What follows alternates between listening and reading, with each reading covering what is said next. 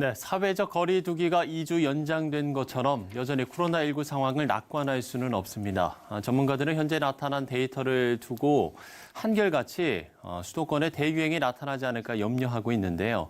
더불어서 자가격리 수칙 위반에 대한 처벌도 엄격해졌습니다. 관련 내용 하나님의 법, 세상의 법에서 자세히 알아보도록 하겠습니다. 이재만 변호사 스튜디오에 나오셨습니다. 변호사님 어서 오십시오. 예, 안녕하세요. 예. 자, 수도권의 확진자 수가 지금 다른 곳에 비해서 좀 많아졌습니다. 이 현상을 우려하는 목소리가 좀 높은 것 같아요.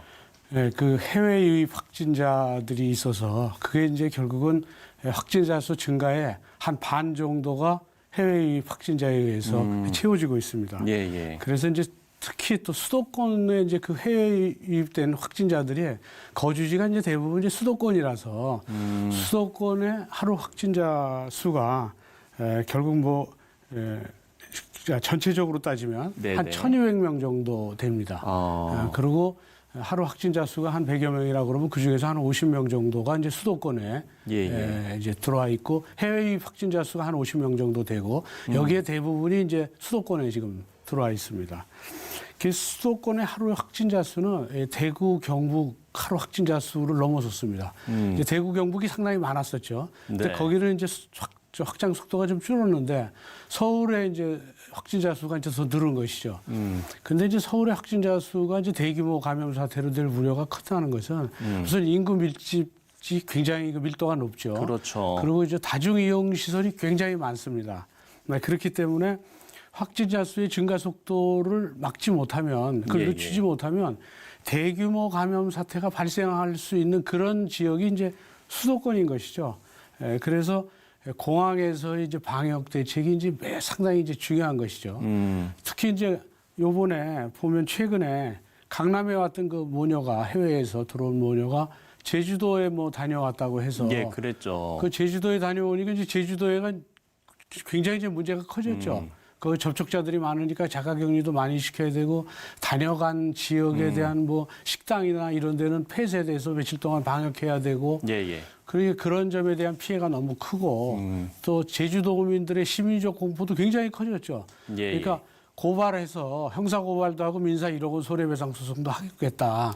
지금 이제 이러고 있는 것입니다. 그래서 지금 현재는 선진 외국들도 지금 마찬가지로 해외 유입자들에 대한 봉쇄 조치를 하고 있는데 우리도 이제 정무적 판단도 중요하겠습니다만은 의사들이나 또는 전문가들의 판단을 존중해서 국경에 대한 방역 조치가 정말 더 중요시되는 그런 시점입니다. 예.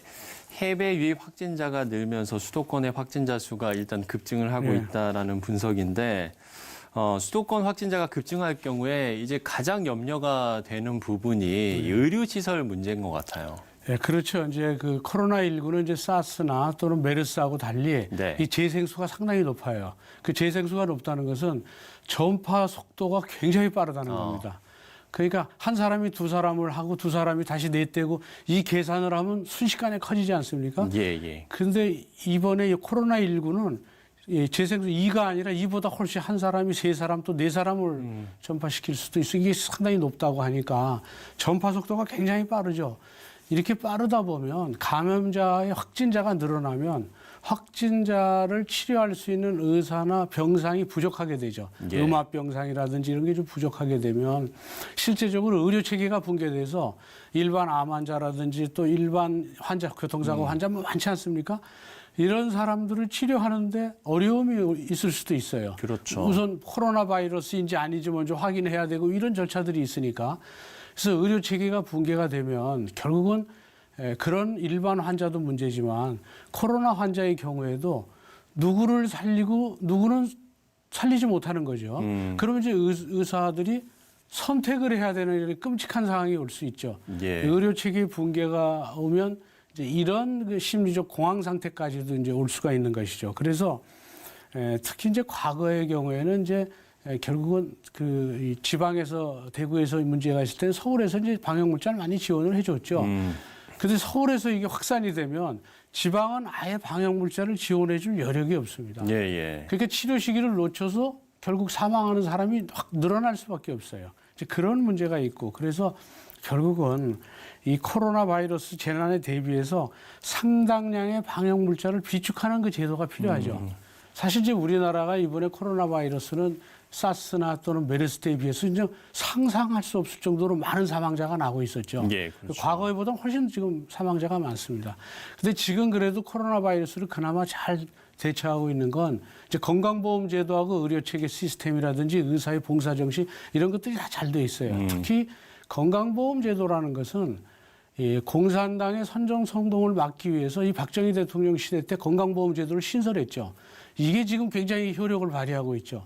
미국 같은 경우에는 코로나 바이러스 치료하는데 뭐 4천만 원 들고. 네, 의료보험 제도가 제대로. 그러니까요. 거기 치료 받을 수가 없죠. 예. 우리는 한 100만 원이면 되고 뭐 조사받는 건 무료기도 하고 이런 건강보험 제도가 이미 과거에 만들어졌었고 그리고 이제 그 후에 또 뭐 이런 코로나, 사스 이런 것 때문에 박근혜 대통령 시절 때는 이제 긴급 상황센터를 질본에다 만들었고 이런 것들이 지금 많은 역할을 하고 있습니다. 그러니까 이제 이번 정부에서는 방역 물자를 비축하는 제도를 좀 빨리 만들어야 되지 않느냐. 또 해외 유입자를 막기 위한 어떤 법적인 제도, 제도적 보완. 그리고 또 방역 물자를 이제 외국 같은 경우에는 그냥 뭐 테슬라 같은 전기차 회사한테 니들 뭐 여러 가지 인공호흡기를 만들라. 또 그럼 거기서 인공호흡기를 만듭니다, 지금. 그러니까 우리나라도 마스크 뭐 대란 뭐 이게 있었지 않습니까? 마스크를 외국에 수출만 안 했어도 대란이 없었을 텐데 뭐 사재기하고 뭐 오부지하고 막 굉장히 힘들었죠. 그러니까 마스크도 일반 기업한테 마스크를 만들어라. 그러면 일반 자동차 회사에서도 마스크를 만들 수 있거든요. 예. 그리고 인가를 해주면. 그래서 방역 물자를 비축하고 긴급 재난 사태일 경우에는 일반 자동차 회사, 화학회사 뭐 이런 회사에서 방역 물자를 만들 수 있도록. 그리고 수출 같은 거는 좀 막고 국내 먼저 쓸 수 있도록 하는 이런 방역 물자에 대한 제도적 보완을 이번 정부에서 좀 하기를 바랍니다. 예. 정책에 대한 좀 아쉬움도 좀 이야기를 해주셨고요. 우리가 이제 대구에서도 확진자가 많이 나왔을 때 의료시설 부족 문제가 있었는데 서울 같은 경우는 훨씬 인구가 많기 때문에 더욱더 좀 우려스러운 부분이 아닌가 싶습니다. 어쨌든 이제 정부도 이런 상황을 좀 심각하게 보고 사회적 거리두기를 2주 또 연장을 한 건데 아무래도 지금 이제 가장 중요한 게 다중 이용 시설에 대한 주의가 좀 필요하지 않나 이 생각이 좀 들거든요. 네, 제일 중요한 게 이제 2m 거리두기, 예. 또 외출을 자제하고 이런 게 이제 굉장히 중요하죠. 근데 실제적으로는 이번에 이제 다중시설 이용을 못하게 많이 했는데 축제 같은 건 많이 취소했습니다. 예, 예. 근데 취소했는데도 축제에 많은 사람들이 가고 있어요. 그래서 지금 벚꽃 윤중로 축제는 취소됐죠. 그 다음에 이제 그 제주도의 그 유채꽃 축제도 지금 취소하고 있는데 취소해도 그 관광객들이 간다는 거죠. 몰리고 있어요. 네네. 거기 강남 모녀도 거기 다녀왔다는 거 아니겠습니까? 그러니까 지금 제주도민들은 유채꽃밭을 좀 다 갈아엎어달라. 예. 못 오게. 이렇게 이제 서귀포시에 건의도 하고 있다고 합니다. 그래서 이 코로나가 국민한테 주는 이게 사회적 불안감이 지금 너무 큽니다. 그렇기 때문에 특히 시민의식을 가지고 축제에 취소됐다 그러면 가지 말고 가급적 외출을 자제하고 그리고 또 외출을 불가피할 때는 마스크를 쓰고 2m 거리 두고 손 씻기를 생활하는 것 이것이 이제 상당히 중요하다고 보는 것이죠. 예.